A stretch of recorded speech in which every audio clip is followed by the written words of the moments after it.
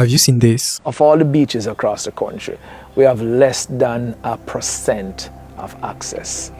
Let's talk about the conflict surrounding beaches and foreign ownership in the Caribbean. It is deeply rooted in the colonial plantation system that structured the region for centuries. Although colonizers form a demographic minority, they control almost all land and political power. Therefore, plantation society was structured around inequalities and property ownership. The abolition of slavery did not dismantle these inequalities, and these former enslaved populations obtained legal freedom but remained economically dependent. For decades, this kept the regions economically strictly tied to agriculture. However, in the mid-20th century, the Caribbean began shifting away from plantation reliance towards new forms of industries for the islands. Modern mass tourism expanded rapidly in the Caribbean after the Second World War due to the development of international air travel, decolonization. This growth accelerated after the 1959 Caribbean Revolution, which redirected major tourism flow toward neighboring islands. Consequently, between 1916 and 2010, regional tourist arrivals surged by more than 2,000%. This boom changed local economies. For islands lacking significant mineral resources, tourism progressively replaced agriculture as the dominant economic sector. To encourage this transformation, Caribbean governments actively intensified tourism by granting tax exemptions, leasing prime coastal lands to foreign investors, and establishing dedicated state promotion agencies. However, while these measures successfully attracted capital, the resulting tourism industry reproduced a structural characteristic of the whole plantation economy. Instead of fostering a true economic independence, the boom strengthens a system defined by ownership and unequal distribution of wealth. This structure places foreign corporations